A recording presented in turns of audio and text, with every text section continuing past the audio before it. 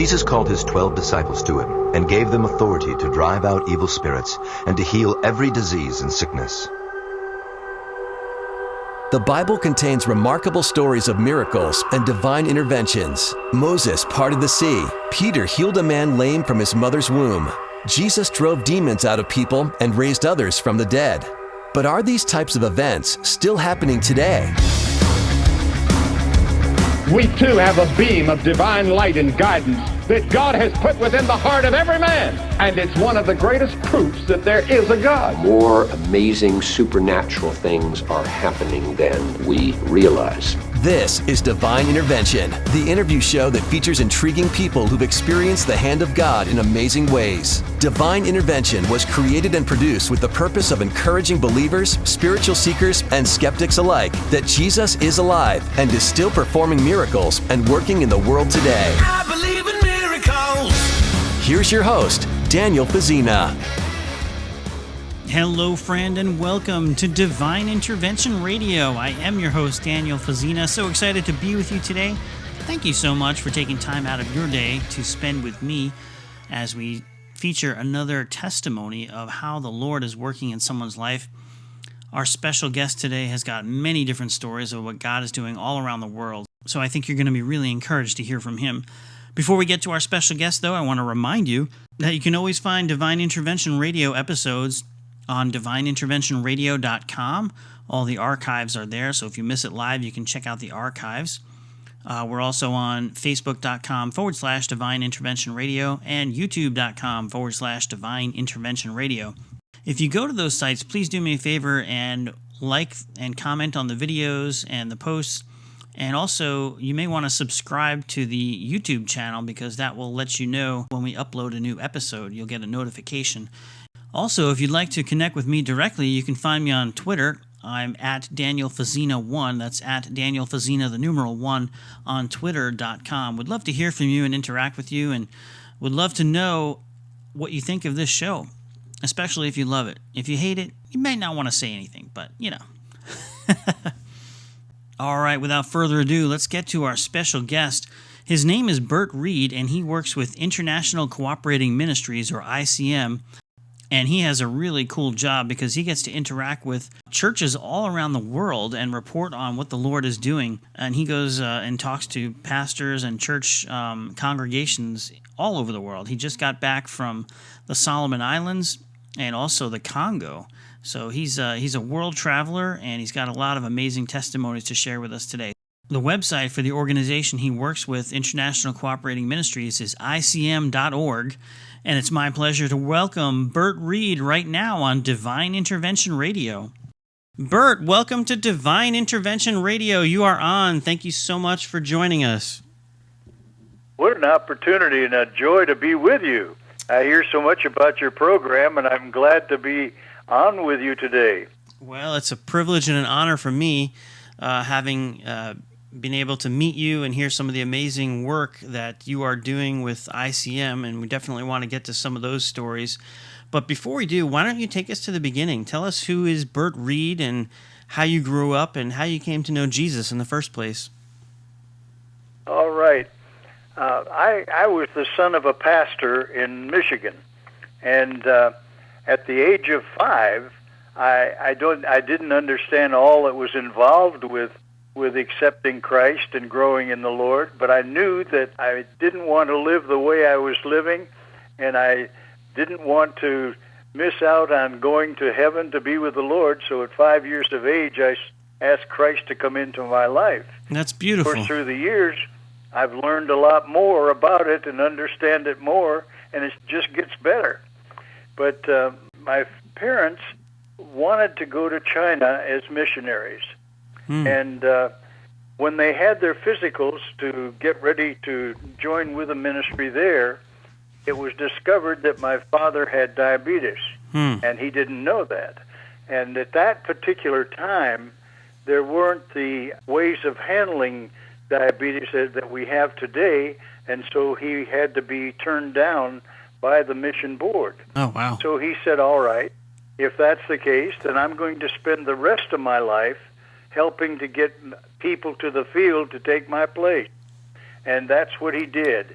He started missionary conferences across the Detroit area of Michigan, then went to other places and shared, and many, many young people were raised up through the ministries, including his own son. And when I graduated from college, I joined with Transworld Radio and worked with them for 20 years, both in North Africa, then into Europe, and to other parts where we were working with the radio there. And was thrilled with what God was doing through radio, and especially at that time when there was the Iron Curtain. Right. And the broadcasts were going in. In fact, we had ways of checking out to make sure the signal was coming in strong and clear, because so many times as the people would write letters to us, they never got through. Right. And wow. The one thing I remember the most is these dear people writing saying, "Don't give up. Don't stop. Your labors are not in vain in the Lord." Amen. And, they were afraid that because we couldn't get mail, we might decide, well, nobody's listening. But they wanted us to know that they were listening and that God was making a difference in their lives, in their churches, and even in their countries. But the one thing I always was concerned about was, okay, when these people who are listening come to faith in Christ, where do they go to be built up in the faith?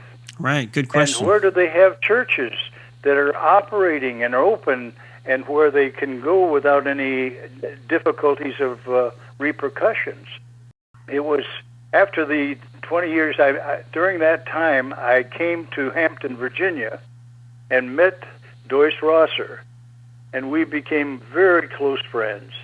And in fact, when I would have meetings in the Hampton area, I would come and I would stay with him, and he would take me to the meetings and share what was going on.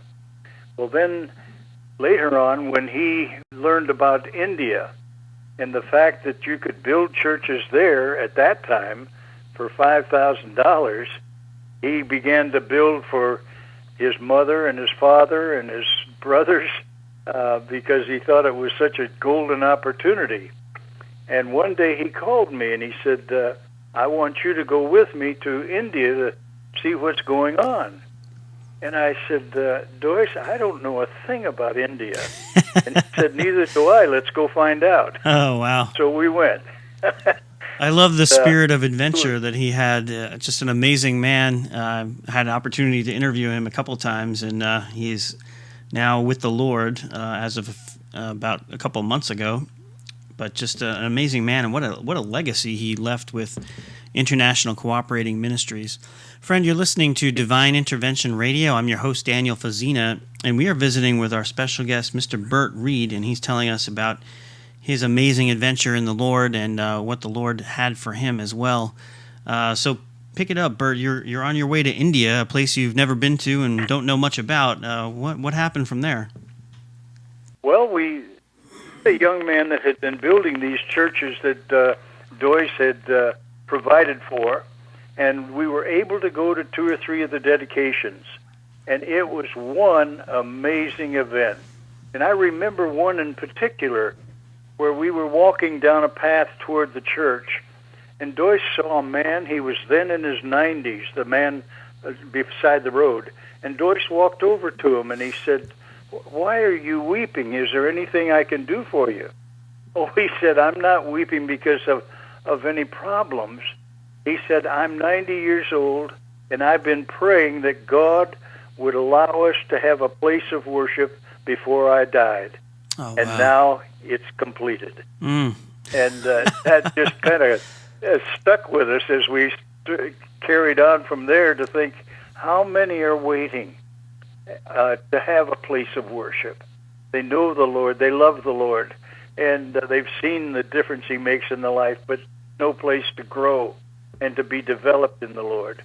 And so that began not only building churches, but taking the teachings of Dick Woodward, which were known as the Mini Bible College, and having them translated into the local languages. And that just made the thing grow exponentially. For example, in one language, I remember that they were receiving up to 14,000 letters a month. My goodness. And the leader there said, but we were going to answer each one of those by hand. We're not going to give out a form letter. We're going to answer each person according to what they write. So they had a staff of young people, young mothers and fathers, working there, writing those letters every day. But what I noticed after a few months was that about 10% of those who wrote in for the first time were saying, we have come to faith in Jesus Christ through these broadcasts. Others would write in and say, well, I haven't received Christ, but I'm interested in knowing more. And so out of that, the church growth began to take place. Until today, in India, we're approaching 2,000 places of worship that have been built in our partnership with the people across India. That's just in India? Just in India, yes, Wow. because if you take the bigger picture today, we're in 94 nations we've built churches in, and we just, last week, they signed in the office there the approval for the 9,000th church. That is amazing. One of those 94 countries. 9,000 churches built by International Cooperating Ministries and their partners over the course of, 35 years-ish? Is that right? No, 30. Well, actually, we're in the 33rd year. 33rd year. Amazing. Amazing. Uh-huh. And we're talking with Mr. Burt Reed. He's our special guest, and he is currently the Director of Church Relations. But previous to that, he was the Director of Partner Relations in charge of Asia and parts of Europe as well. So you've had quite an illustrious career being with the Lord, working with ICM for 32 years. And my gosh, you must have some stories about what God has done in those 33 years. I'm sure it's probably hard to whittle it down, but can you tell us about just an instance where you knew that God was working, maybe an answered prayer or a miraculous event that kind of confirmed to you that the work you're doing was indeed of the Lord? Oh, my, yes. It was amazing. All the way along, we've seen God move one way or another to open doors. I think the first thing, if Doyce could answer that question, he would say, we've been amazed at what God has done because in our ministry, we didn't go and ask people to join us. They came to us. God brought them. These Amazing. were men who had a vision for their country and wanted to reach their nation for Christ. We just had the celebration of Doyce Rosser's life on last Sunday, and we had people there from different countries and people who had known him here even in the States who made comments about it. But one in particular that I remember is Barnabas Tokobali, who was from the land of Tanzania. He came through a friend to ICM to ask if we would help him complete his church that he had started that he hadn't been able to finish. Well, in the process, we were able to show him what our concept was of multiplication, and he went back and started multiplying his churches, planting daughter churches across the country, and helping those churches to plant more churches. Well, today, they have reached the point where they have built 543 churches across Tanzania. Wow. And those churches have planted others. Until today, they have 10,000 congregations, and they just took a census, and they have 1.3 million believers. That's what's happened just in one country. That is so amazing. And I really admire Mr. Rosser's vision. You know, he was definitely a man of vision. And I remember he was telling me his goal was to have a functioning church within walking distance of everyone on the entire planet.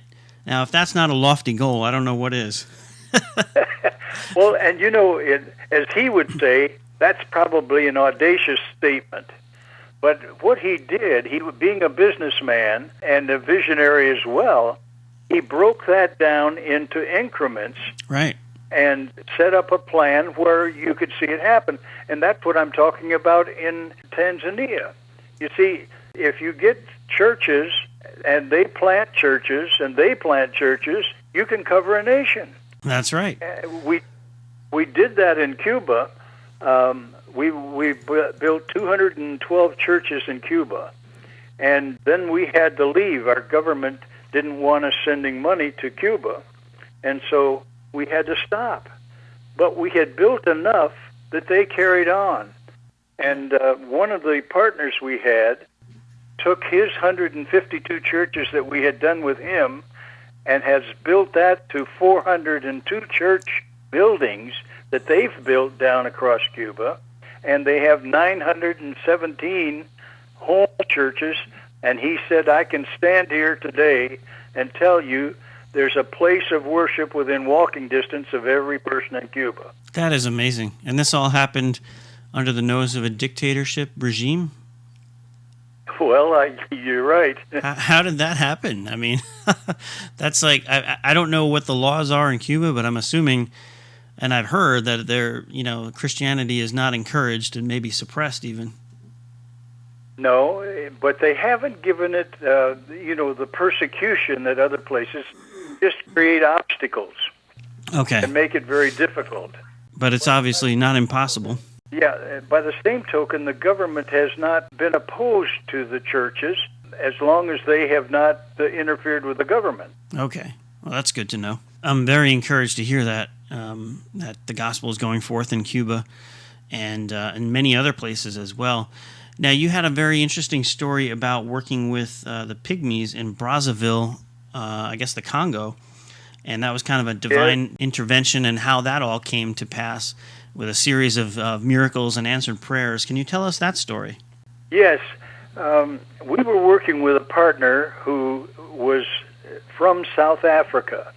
He had been in the special forces of South Africa and was stationed in Brazzaville during the conflict or anticipated conflict with Angola. And while he was there, he met these pygmy people and was intrigued with them. Well, when he came back, he came to know Christ as his personal Savior. And the first thing that went through his mind was, how do I get back to reach those pygmies who've never heard of Christ? And so after he had developed his own ministry and been prepared for the ministry and was building churches in Mozambique and in different places across Africa, he finally decided he was going to make a trip to see these people. Well, from the nearest significant city, it was 400 kilometers out to this place.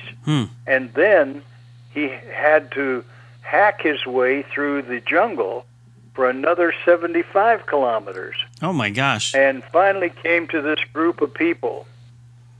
Well, he thought that it was going to take him about 2 years to explain little by little what the gospel was all about and how they needed a Savior and how they could come to know Christ. Well, after 2 weeks, the chief and his wife and son came and said, we want to receive this Christ. After 2 weeks? How did that happen? After 2 weeks. And so when I heard that, I asked him to ask the chief why he came to Christ so quickly. And so he did. And the chief said, oh, that was easy. He said, when we were worshiping the demons, everything was dark and black. But when you told us about Christ, it was beautiful and light. And we just came to the light. I love it. So then he called me and he said, would you folks be willing to help us build a church for these people in the jungle? And I said, well, we don't normally do one at a time. Do you have any others there? Well, they said, yes, we could do two. And we said, well, we want to do that. Well, it was quite an ordeal to get the materials back there to build the churches. But after a lot of difficulty, they did get the material and built the churches. But the next thing I heard was, he calls me and he said, can you do two more? And I said, look, something's going on there, and I want to see what it's all about. So I said, I'm coming to Africa, and I want to go with you to check out and see what's going on. And so when I arrived there, we went into the rooms that they had set aside for us before leaving on the trip to the jungle. And in a minute, our partner came and knocked on my door and said, the commander of the forces for the Congo Army in this area wants to talk to you. And I said, well, what is that about? Is there a problem? And he said, no, he just wants to talk to you. So we went over there, and we chatted a while. And finally I said, you're in charge of this whole area, and you have all your men that you're responsible for, and you have the protection of all these people that you're accountable for. I said, that's a huge responsibility. Could I pray for you? And he said, I'd be happy if you'd pray for me. So we had prayer together. Well, I didn't think anything more about it. I went back to my room, and in a few moments, our partner came back to me, and he said, Burt, you won't believe what happened. He said, there are 8 checkpoints between here and the jungle, and they can hold us up at any one of those places, and if they held us up, we wouldn't have time to make it. And so the commander took 2 of his choice men who were wonderful believers, and he told them to go with us so that we would be assured of going through every checkpoint without any trouble. Wow. So we went back, and it was a washboard highway. I can't even describe it. I mean, if you can think of a 400-kilometer washboard highway, if we see a little bit on a road, we get upset, but we were, the cars would even go sideways sometimes because of all the bumps. My goodness. We finally got back there, and they had built some roads in there so that we were able to get more close to the churches than they had earlier. And I began to hear about the old chief and his wife. And when they got the church building, they would go into the church building at 5 o'clock every morning and stay for 2 hours. And nobody could figure out what they did, because this tribe didn't even have a Bible in their own language, and they didn't have a hymn book. So what did they do? They were brand new Christians. They had to grow in the Lord, but they would sit there for 2 hours. So finally the evangelist there decided to sneak in after they had gone in one morning, and they sat there for an hour, didn't say a word, didn't sing anything. They sat there for 2 hours. And finally, when they got ready to leave, the evangelist said, I've been here observing you, and I noticed that you didn't say anything, or you didn't sing anything. What were you doing during those 2 hours? The old chief said, we don't know how to sing the hymns. We're just learning them. And we certainly can't pray like you do. We haven't learned how to pray yet. Well, he said, okay, then what do you do? Oh, they said, we just sit here and let God look at our hearts. Wow. Now that's pretty powerful for a young believer in Christ. Absolutely. Amazing. And of course, when the chief came to Christ, so did the rest of the village.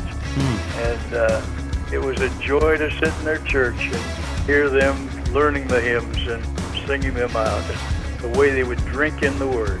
That's wonderful. I want to hear more about that after the break, but unfortunately we do have to take a quick break. Friend, you're listening to Divine Intervention Radio. I'm your host, Daniel Fazina, and our special guest today is Mr. Burt Reed. He is the Director of Church Relations with International Cooperating Ministry, a ministry that has founded to date about 9,000 churches all across the world. Stay with us. We'll be right back on Divine Intervention Radio. We'll be right back with more from Daniel Fazina and Divine Intervention right after this. I believe in miracles. Hi, I'm Kevin McCullough. You may know me from Fox News Television or talk radio. I talk a lot about things that affect people's lives on a regular basis. And one of the things I've always wondered if people woke up wondering each morning is, could I work for myself? Could I find a business that would allow me to use the skills I have to pursue revenue that I need so that I can build a vision that I have? How would you like to be your own boss with no commute, no alarm clock, no employees or politics or compromises or discrimination? None of that educational requirement, but something positive that actually impacts people's lives. That's the opportunity of Ambit, an energy business that you can not only own now for less than $500, but make lots of money with. Call for your start today at 205-55-AMBIT. That's 205-55-AMBIT, or online at freepowernow.com. Hey, this is Daniel Fazina of Divine Intervention Radio. The Bible contains some incredible stories of miracles and divine interventions. Jesus calmed a raging storm, healed paralytics, and even raised the dead. But are these types of events still happening today? The answer to this question, as you will see from reading my book, Divine Intervention, 50 True Stories of God's Miracles Today, is an emphatic yes. Contained within the book is a collection of amazing true stories that attest to this fact. You will read the astonishing first-hand accounts of people who have been healed of paralysis, terminal cancer, and tumors through prayer. You will see the love of God powerfully transform the life of an Islamic terrorist. You will witness the liberation of the demon-possessed, the resurrection of the dead, and much more. Prepare to be awed and inspired as you experience divine intervention. More information about Divine Intervention, 50 True Stories of God's Miracles Today can be found at www.divineinterventionradio.com or by calling 800-247-4784. That's 1-800-247-4784. Hi, this is Dr. Gary Chapman, author of The 5 Love Languages, and you're listening to Divine Intervention Radio with Daniel Fazina.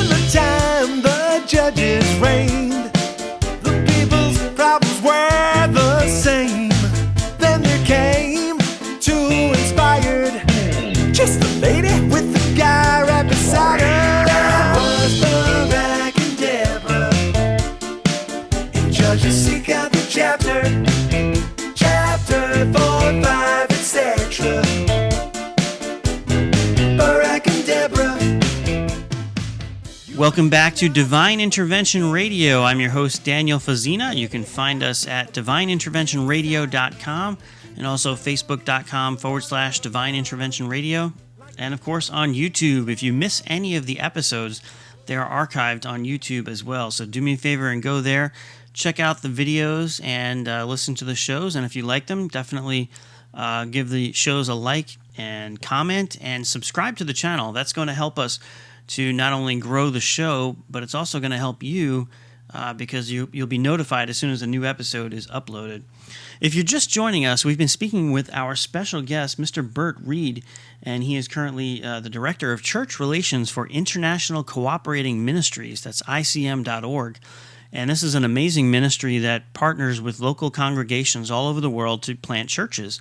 And to date, they've planted over 9,000 churches, which have also spawned daughter congregations as well. So they're doing a great work in spreading the gospel all over the world. Mr. Reed, welcome back. What a joy to be on your program. Well, it's a joy to have you, and I'm really encouraged by hearing some of the stories of what God is doing.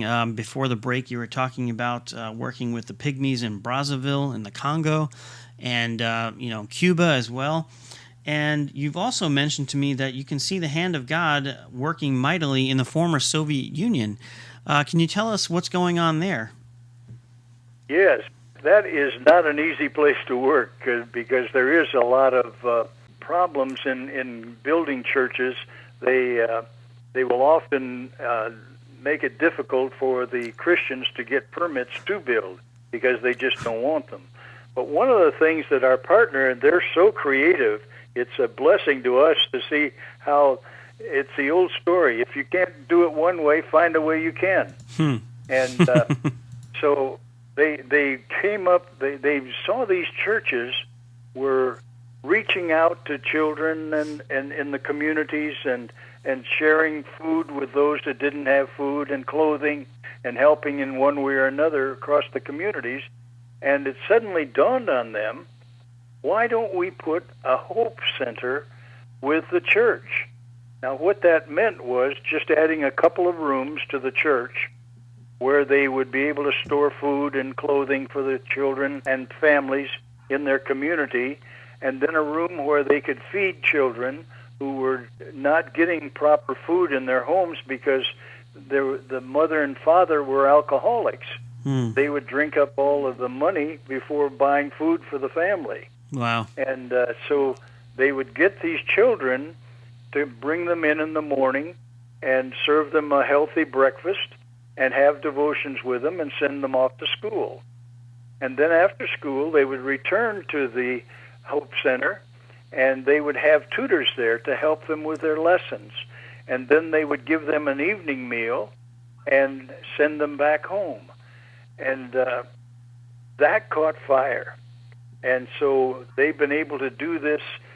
Well, in fact, he told us yesterday, which surprised me, that in the last, I think it's 15 years that we've been working there, we're now on our 250th church in the former Soviet Union.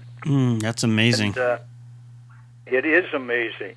But he was telling how, like, we're in Moldova, which is a great nation, and the work of the Lord is growing there. But they hadn't been into Romania. And there's a lot of relationship between Moldova and Romania. A lot of the people in Moldova are Romanians. And but they thought, well, we better try to go in there. And they found this one province where there was about, maybe 8% Christian.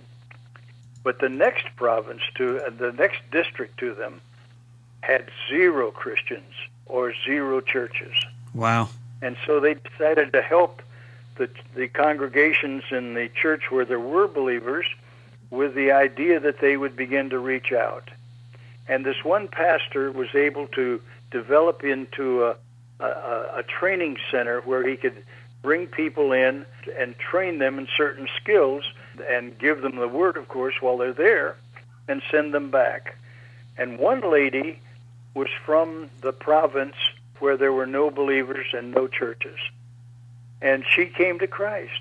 And so she was wanting to go back and share the gospel, and so she said to the pastor, "Pastor, will you come with me and share with my people?" He said, "Yes, I'll go."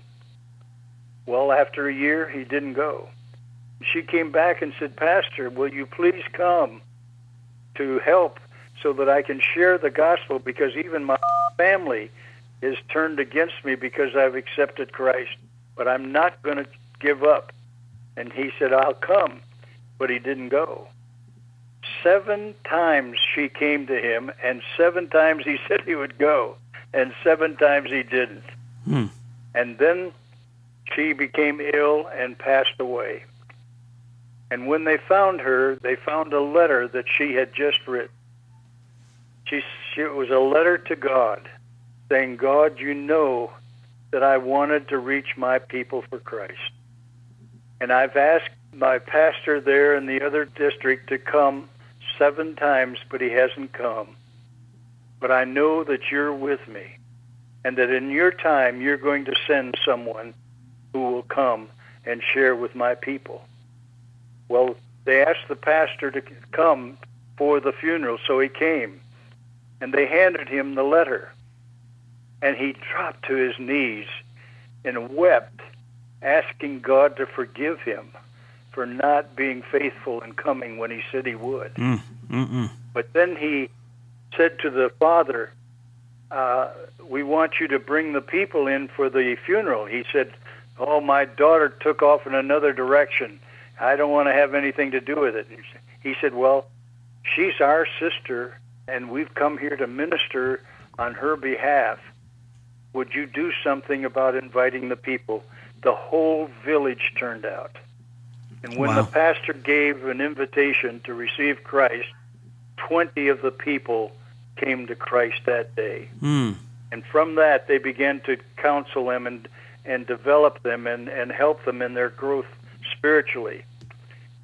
We just have now approved building the first church in that district where there was none. Wow. Because of this lady who gave her life for Christ.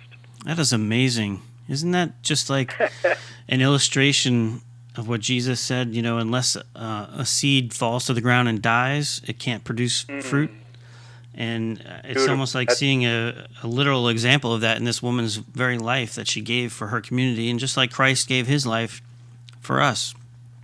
Wow. Amen. That's exactly right. But it also spoke to me. How many times do we say, Lord, I want to serve you, and Lord, I'll do something for you, and we don't do it? I know. How many opportunities do we miss? We miss God many, has but in store for us. But if we don't go, he's going to find a way to get it done. That's right. Yeah, and it also illustrates to me that even though we may not be faithful, it all happens in God's timing. Exactly. The opportunity was not wasted, even though he didn't go the first 7 times, and God redeemed it anyway. He did that. That is amazing. But that, when you're in 94 countries, God does things in so many different ways. You just think it's impossible. But no, with God, all things are possible. That's right. Amen to that. And one thing I did want to share with you, Daniel, that I thought would be significant to your listeners, and even though our founder has gone home to be with the Lord, I don't know of anybody that I've ever known that did a better job of planning for the future than Doyce Rosser did. He worked with his daughter, who's now the CEO and director for the ministry, who all the way along, she couldn't be in the home or be around her father without hearing what was on his heart as far as reaching the nations. And they developed a plan even for the future. And he was involved in that all the way along. And when it seemed like it was just a huge challenge, they asked him, what do you think about this plan? He said, go for it. I'm behind you 100%. And so God has brought into the ministry very capable people from different walks of life that have expertise in areas that were needed to let the ministry go to the next level. And so already things are underway and developments are being made. The mini Bible college now has been translated into over 54 languages, and others are in the process of being translated, which means millions are being taught in the Word of God. In fact, we know of 1.5 million people who are studying the mini Bible college in different parts of the world. That is amazing. So what God has raised up, Doyce was visionary enough to make sure that things go on until the Lord returns. Right. And I so appreciate that about him, that he was such a man of vision and planning, to the point where, I understand, correct me if I'm wrong, but I understand that he had even planned out his funeral and that his eulogy was written 15 years ago. Is that right? Yes. That's amazing. Talk about a planner. Well, he would think of all the details and even the implications. A decision made now, how is that going to affect the future? And we started into India. I thought, well, you got over 1 billion people in India. And so, I thought we would spend the rest of our life trying to help reach India. And we had only been in a few years when he called me one day, and I was on my way to India, and he said, Burt, I want you to stop by Vietnam. I said, well, stop by Vietnam? Burt, how many? Yeah. That's funny. I said, how many countries do you want us to get into? He said, any that God will let us go into. And now we're at 94. That is amazing. Friend, if you're listening and you have a heart to share the gospel and to reach people all across the world with the good news of Christ, I can't think of a better organization to support than International Cooperating Ministries. So if you want to go to their website, icm.org, you can find out how you can get involved. You can donate there. I've gotten to know some of the people who work there and seeing the insides of it and just the amazing work that they're doing. Mr. Dois Rosser, who we were talking about, was an amazing visionary and a planner, and he kept track of everything. And I can tell you that the work is going forth. God is using it to really get the word out and just spread the gospel. And they're making disciples all over the world, which is part of the Great Commission.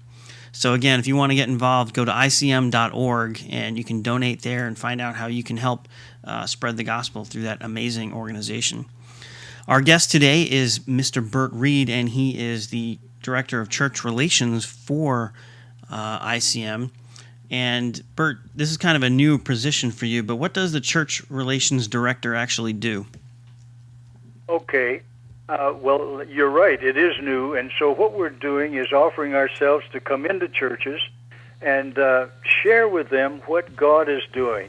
As I visit with pastors, I see that they're struggling with their churches and trying to reach people, and it's not an easy thing. But when they get involved in missions, it's amazing what God does to the congregation and how that stimulates the growth and the excitement and interest of the people. And that's what we want to see in churches, to see them become the vibrant churches that we had when they had a world vision and wanted to see people. Because with these 94 nations we're working in, 243 of those are people who are working and living in that nation. So we're working with many different organizations. And so we can share with them how God is using us to be a channel to help ministries in these various nations who have a burden to reach their nation for Christ. And I'm hoping that before the Lord calls me home, we'll see representatives across the nation who will be sharing with churches so that they can be encouraged that we have a great God and that there's no such thing as a closed door with Him. Right. Well, I love hearing the stories of what God is doing all throughout the world because missions, at least from my perspective, is very exciting, and that's where you kind of see God work miracles and do things that just kind of blow my mind, actually, when I see some of the testimonies that come out of these places where it's very difficult, whether it be environmental challenges like in Brazzaville in the Congo, or maybe governmental challenges like working in maybe communist nations or Muslim nations where the gospel is not really tolerated too well. But yet God does amazing things there. And to hear you, Burt, and your enthusiasm and just your love for telling these stories, I just love it. Obviously, you believe in the Lord and you know that He's real, and that comes through in the work that you do. But I want to ask you more personally about your own life. What do you think is the biggest miracle or answered prayer that you experienced personally in your own life? Well, of course, when I came to know Christ as my Savior, there's nothing better than that. And not knowing just what He had in store, to see how He's allowed me first to be with Transworld Radio, which really stretched my vision, of seeing people come to Christ, and then to be a part of the church planting and building ministries and discipleship work of ICM. That has been a thrill beyond words. And, I can't give up because I got to keep going here. It's so exciting. You don't want to make any changes. Right. Well, I love that. Just hearing the excitement in your voice and knowing that you've dedicated your life to the Lord's work. It must be satisfying to you to look back and see all that the Lord has done in your life, and obviously continues to do so. What do you look forward to, going forward in the years ahead? Well, we still want to get into any nations. Our goal is not to just get in nations. but get into nations where the church needs help, where they have very little in the way of resources coming from outside. For example, one of the most recent ones that I had a part to open up was Papua New Guinea, and I loved that work there. It was such a thrill. The roads are horrible. I mean, it takes you about 10 hours to go 200 kilometers. Wow. Because of the bad roads. But then when you get there and see what God has done, we built churches, we built schools, because in many of these remote areas, they had no means of education. Now, if you want a quick story on that? Absolutely. I would love it. Okay. I was with our partner there, who is a very godly man and a good leader. And he took me to this place, and he said, on the way, he said, now, Burt, if it's been raining, the road is so steep and muddy and full of ruts that we'll never be able to get up there. You won't be able to go to the church. Well, as we started out, there was a quick rain. But in Papua New Guinea, it's pretty hot. And by the time we got there, it was dry.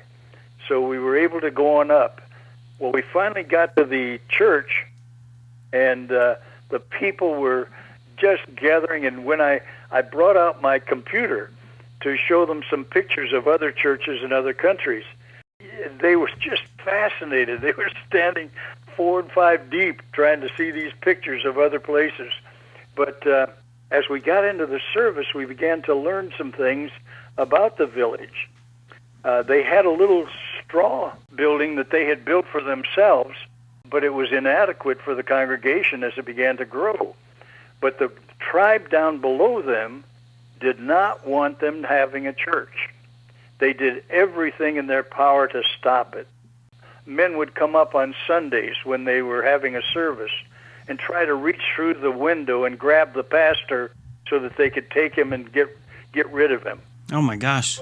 And they had a school there earlier on, but the tribe down below stopped the teachers from going up, stopped supplies from going up, so they had to disband the school. But anyway, they were finally able to get the materials up there and build the church. And there in the church, the pastor of the church had invited the pastor that was working with the other tribe to come. And so the pastor of the church said to the other pastor, "Your tribe killed my brother." And the pastor from the other tribe said, "And your tribe killed my brother." Oh, my. And then the men took hands and said, "We forgive. And we want to work together to win our tribes for Jesus Christ." And about that time, we heard a shuffle in the back. And this fella said, "Can I say a word?" And they said, "All right." So he pushed a big bag of things to the front. And it had pineapple and peanuts and all kinds of things in the bag, sugar cane and so forth. And he said, "I'm bringing this gift." He said, "I'm one of the men that opposed this church, and I'm coming this morning to ask your forgiveness." Wow. And from that on, the thing took off. Well, the school has been reestablished, and they're training the children again. But I took a picture of 2 fathers who had been in the previous school. But when they closed it down, they weren't able to get their education. And so now they're going to school with their children so that they can learn to read and write. I love it. That's amazing. Did you happen to get the story of why that man came and had a change of heart and brought that offering and asked for forgiveness? Oh, yes. He told it at the time. He said, I fought it, and then he said, all of a sudden I realized that God was in this, and I was not going to oppose God. And that's why I'm asking your forgiveness. Wow, that's amazing. So the people in that area, from what I understand, and you can correct me if I'm wrong, but do they have some type of tribal religion where they worship, nature spirits or? Oh yeah. Yeah. Oh, yes. They're mostly animists. And but they believe in a creator God. and the tribal fighting still goes on.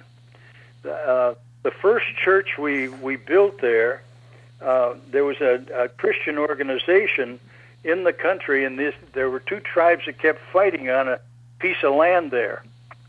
And this group said, well, if you'll erect a cross, you'll stop your fighting. So they put up a cross, and for a while they stopped their fighting. But nobody told them what was the significance of the cross. And so when they resumed their fighting, the government couldn't do anything to stop them. And so some other believers went up there and began to tell them why the cross was significant, that Christ had given his life, that they might have peace and joy and happiness through the forgiveness of sin. And so when they began to come to Christ, we have now built a church on the old battlefield. Wow. I love it. I love it.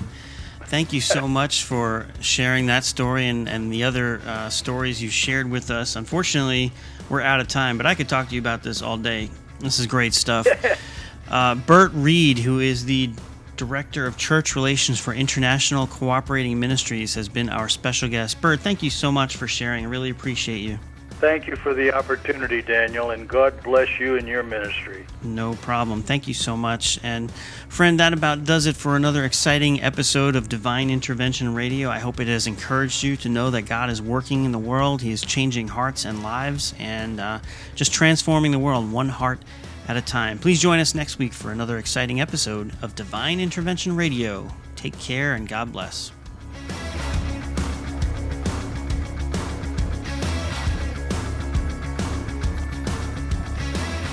You've been listening to Divine Intervention with your host, Daniel Fazina. You can email Daniel at divineintervention@mail.com. That's divineintervention@mail.com. All programs of Divine Intervention are available online at divineinterventionradio.com. That's divineinterventionradio.com. Join us next time here on Divine Intervention. I believe in miracles. Hey, this is Daniel Fazina of Divine Intervention Radio. The Bible contains some incredible stories of miracles and divine interventions. Jesus calmed a raging storm, healed paralytics, and even raised the dead. But are these types of events still happening today? The answer to this question, as you will see from reading my book, Divine Intervention, 50 True Stories of God's Miracles Today, is an emphatic yes. Contained within the book is a collection of amazing true stories that attest to this fact. You will read the astonishing first-hand accounts of people who have been healed of paralysis, terminal cancer, and tumors through prayer. You will see the love of God powerfully transform the life of an Islamic terrorist. You will witness the liberation of the demon-possessed, the resurrection of the dead, and much more. Prepare to be awed and inspired as you experience divine intervention. More information about Divine Intervention, 50 True Stories of God's Miracles Today can be found at www.divineinterventionradio.com or by calling 800-247-4784. That's 1-800-247-4784.